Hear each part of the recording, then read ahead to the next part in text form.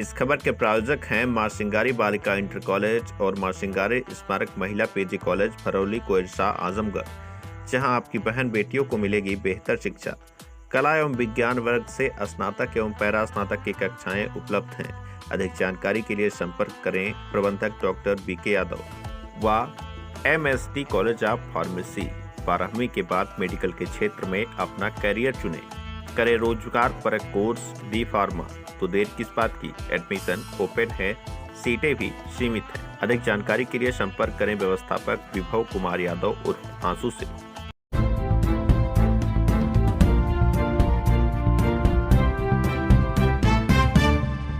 नमस्कार, आप देख रहे हैं तेज न्यूज। मैं हूं आपके साथ विनोद राजभर। आइए शुरू करते हैं खबरों का सिलसिला। मोबाइल टावर में अचना उपकरण चोरी करने वाले अंतर जनपदीय 13 चोरों को पुलिस ने किया गिरफ्तार।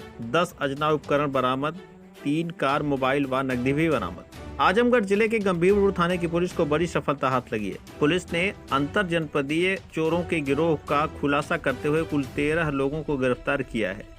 यही नहीं, पुलिस ने उनके पास 10 अचना उपकरण जिनकी कीमत लगभग 12 लाख रुपए बताई जा रही है, 3 कार, मोबाइल व नकदी भी बरामद किया है।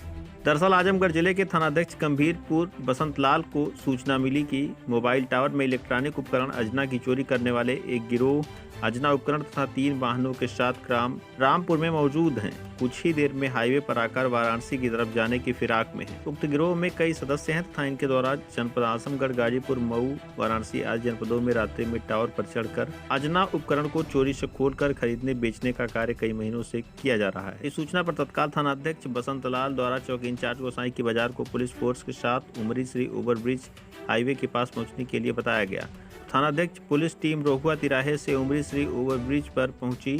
चोरी करने वाले गिरोह नहर के रास्ते 13 4 पहिया वाहन के साथ तथा 2 मोटरसाइकिल पर सवार होकर उमरी श्री पुल के तरफ आ रहे हैं। कुछ देर पश्चात 3 4 पहिया वाहन तथा उसके पीछे 2 मोटरसाइकिल सवार आते हुए दिखाई दिए। पुलिस फोर्स द्वारा तीनों गाड़ियों को रोककर चेक किया जाने लगा। तब तक मोटरसाइकिल सवार 4 व्यक्ति पीछे मुड़कर उमरी श्री की तरफ भाग गए। पहले स्विफ्ट डिजायर कार में 5 व्यक्ति बैठे मिले। वाहन की डिग्गी में 4 अजना इलेक्ट्रॉनिक उपकरण मोबाइल टावर का बरामद किया गया।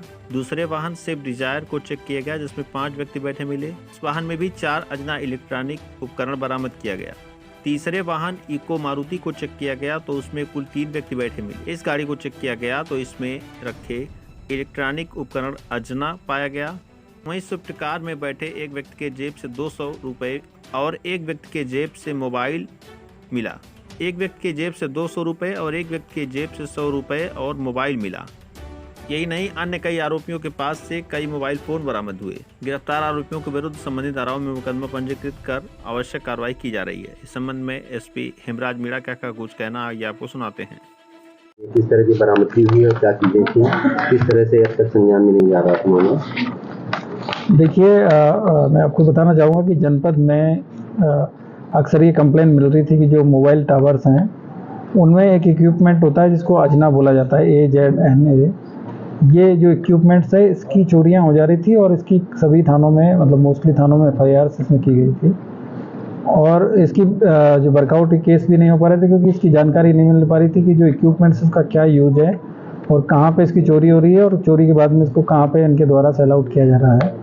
तो इसके संबंध में मेरे द्वारा सभी थानों में जो पेंडिंग इस तरह के जो चोरी के अपराध थे उनकी समीक्षा की गई और पूरी टीम को इसमें लगाया गया कि जो इक्विपमेंट से ये चोरी कैसे हो रहे हैं और ये किस तरह की इसमें FIR हो रही है। तो इसमें एक गैंग के बारे में जानकारी मिली और उसके बाद में हमारी जो SWAT टीम है और जो ASP साहब है और थाना प्रभारी जो गंभीरपुर है, इनके नेतृत्व में टीम का गठन किया गया और ये जानकारी मिली कि कुछ लोग हैं जो कि पूर्व में इन टावर्स जो कंपनी है इनमें काम करने वाले कुछ एम्प्लॉयज़ थे।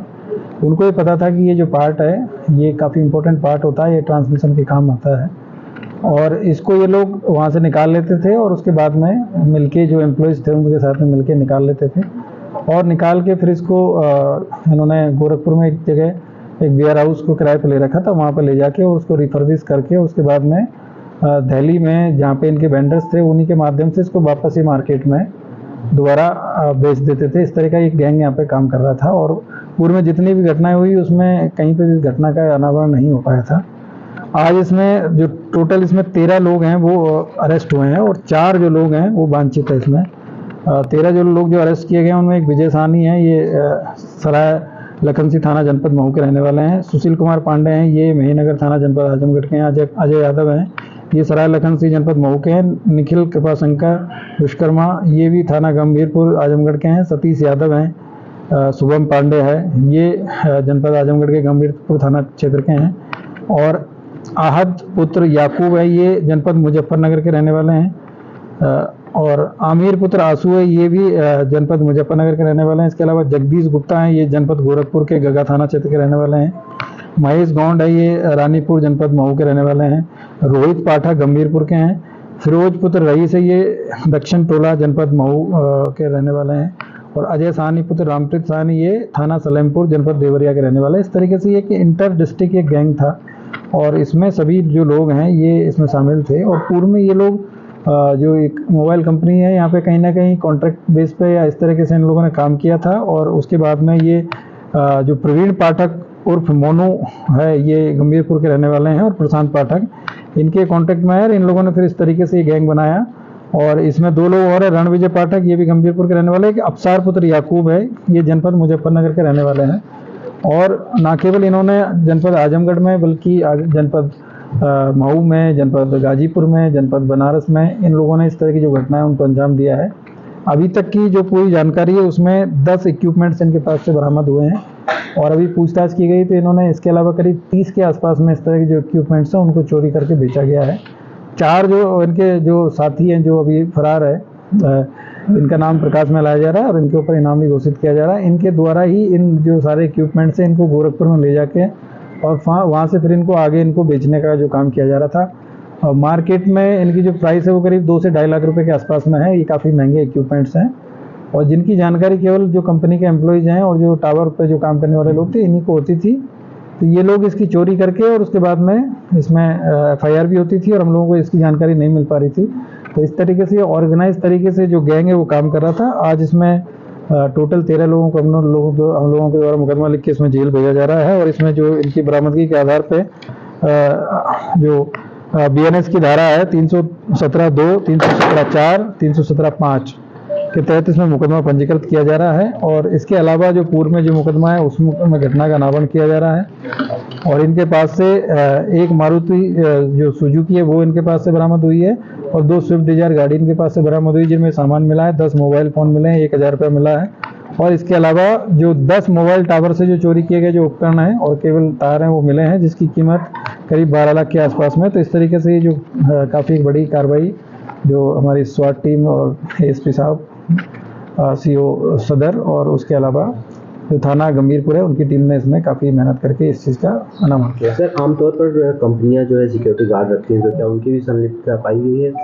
देखिए, ये थोड़ा सा ये जो पार्ट है ये इस तरह के पार्ट होते हैं जो कि जनरली एक आम आदमी की समझ में नहीं आता है कि इसका कोई वैल्यू है, किस तरह का क्या है। तो ये इनको जो चोरी करने वाले जो लोग थे वो उनको समझ में नहीं आता था कि क्या चीज़, मतलब जो सर्विस के बहाने किसी ने खोल लिया तो कभी कैसे खोल लिया।